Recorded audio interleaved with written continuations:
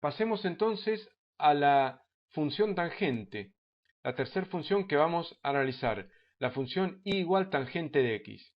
Ahí la tenemos graficada. Podemos observar que en todo el periodo de 0 hasta 2pi, que está en este punto, podemos observar que hace dos veces el patrón la curva. Por ejemplo, acá arranca de 0 subiendo, luego baja, vuelve a arrancar de 0 subiendo, luego baja y vuelve a arrancar de 0 subiendo. O sea que acá el periodo de esta función no es 2pi, sino que el periodo es solamente pi.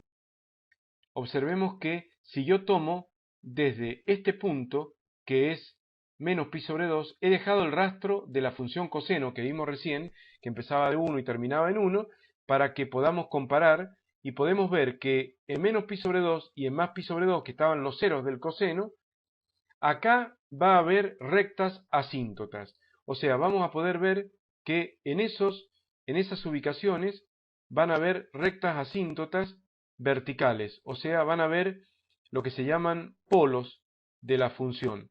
O sea, rectas hacia las cuales la curva se va a aproximar infinitamente, pero nunca la va a tomar. De manera tal que esta función ya sí es discontinua, ya empieza a presentar infinitas discontinuidades y podemos ver entonces todas esas infinitas rectas asíntotas verticales que va a experimentar la función tangente. Entonces podemos decir que el periodo es pi. Observemos que desde menos pi sobre 2, menos 1,57, a más pi sobre 2, más 1,57, en ese lapso hay una distancia de pi. Es bastante obvio que ahí la distancia total que hay es pi. Y ese es el periodo, porque luego en el otro pi se vuelve a repetir la misma secuencia de valores. O sea, esa rama se repite, se repite y se repite indefinidamente. Entonces está bastante claro que el periodo es igual a pi. Y no a 2pi como lo era en la función seno y coseno. Bueno, a partir de ahí podemos ver lo siguiente. La función tangente, sabemos que la tangente de x equivale al seno de x sobre el coseno de x. Entonces, esta forma de ver a la función tangente me va a servir para analizar más rápidamente el dominio y la imagen de la función y los demás intervalos de la función tangente. Vamos a empezar con el dominio de la función.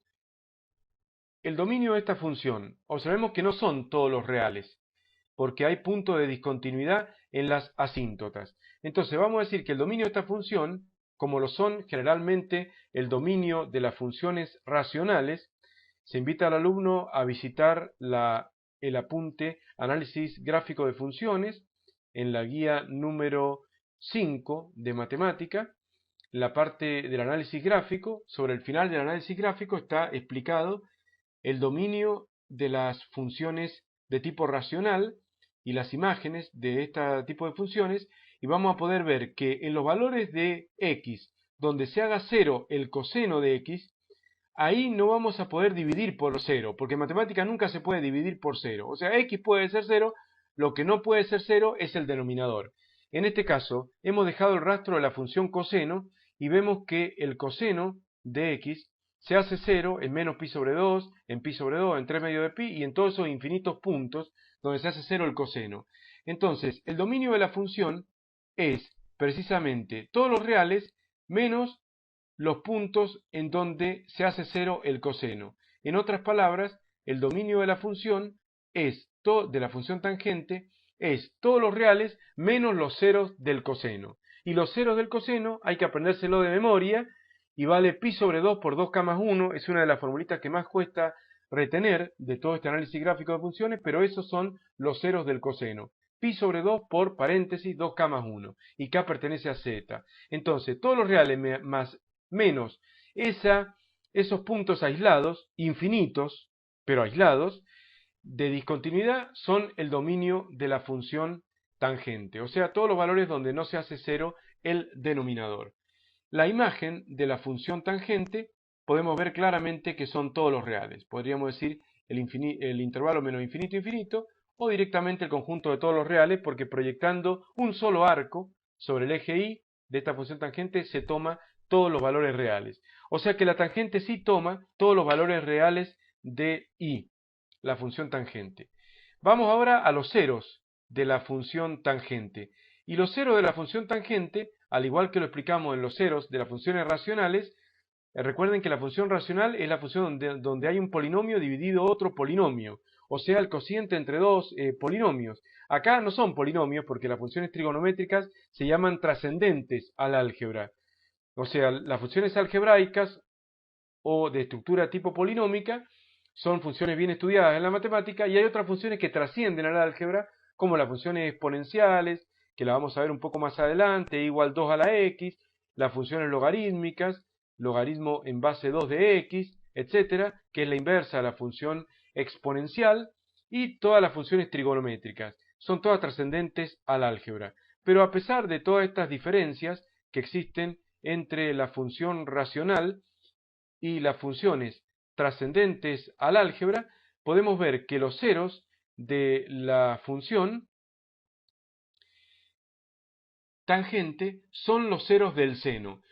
A donde se hace cero el seno, se hace cero la tangente, porque cero dividido cualquier cosa es cero. Entonces, los ceros de la tangente son los ceros del seno. Y los ceros del seno, tal cual lo explicamos al comienzo de esta clase, son kpi.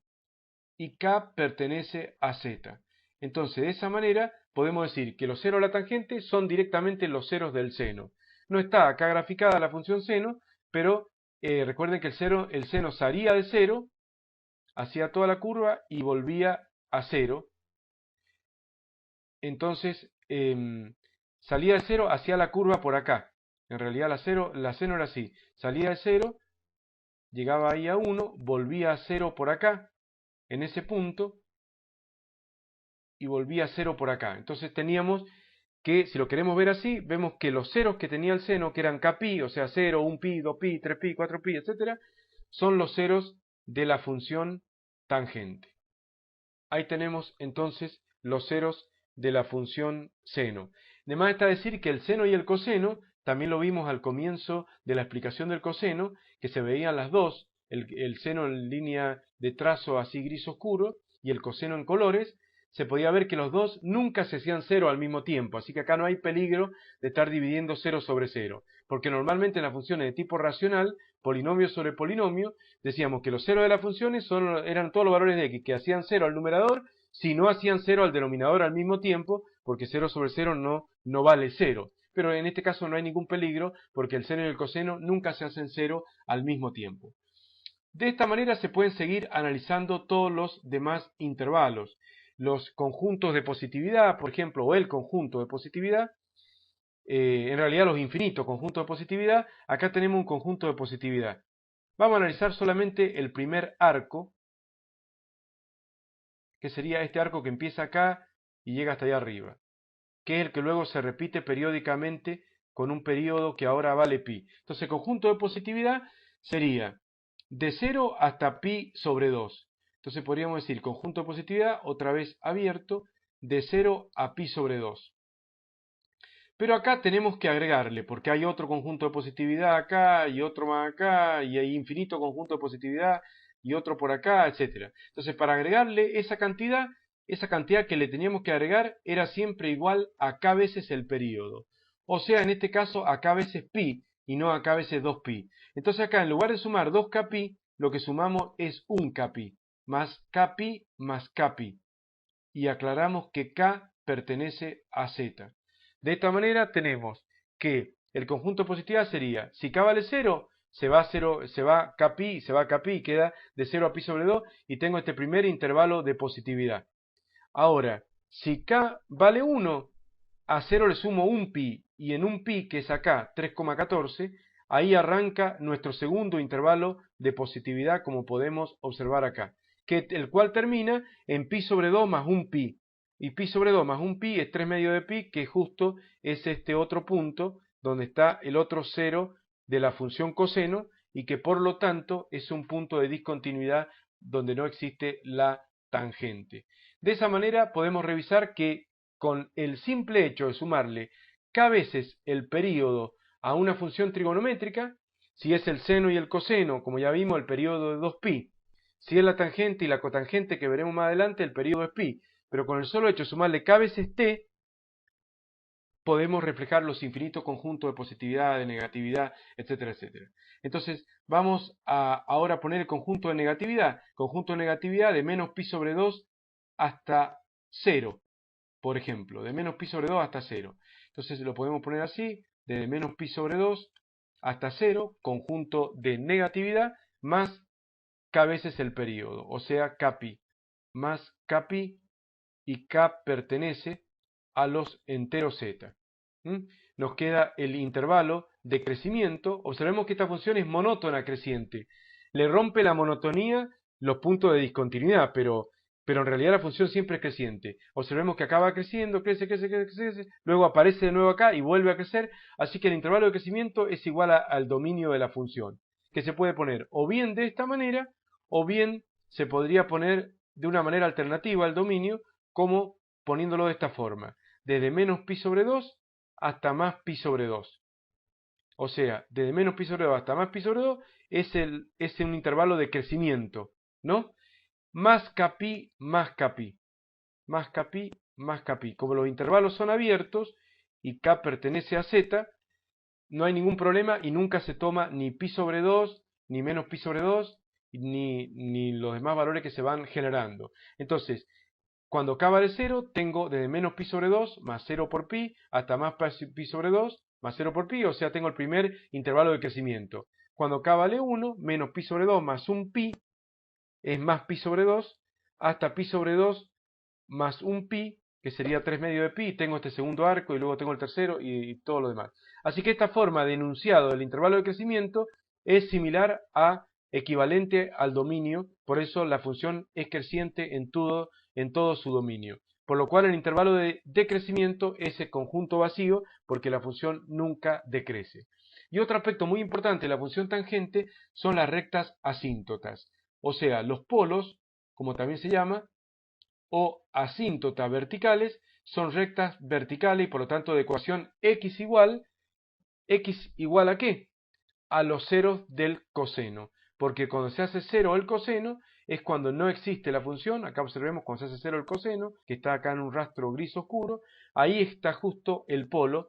Entonces x igual a los ceros del coseno, o sea, x igual a pi sobre 2 por 2k más 1 y k pertenece a z, son las infinitas rectas asíntotas verticales que tiene esta función. Por eso se le tiene que poner x igual, porque si le pongo solamente pi sobre 2 por 2k más 1, no está bien la ecuación de una recta. Recuerden que las rectas verticales son de ecuación x igual constante. Por ejemplo, x igual 2 es una recta vertical que pasa por 2, y si tuviéramos y igual 2 sería una recta horizontal que pasa por y igual 2. Pero bueno, eso es algo básico acerca de función lineal, de rectas verticales y de rectas horizontales. Y en el caso particular de la función tangente tiene, y la cotangente también, tiene rectas asíntotas de tipo vertical, o sea, ecuaciones del tipo x igual una cierta constante. Bien, esto sería lo más importante acerca del análisis gráfico de la función tangente.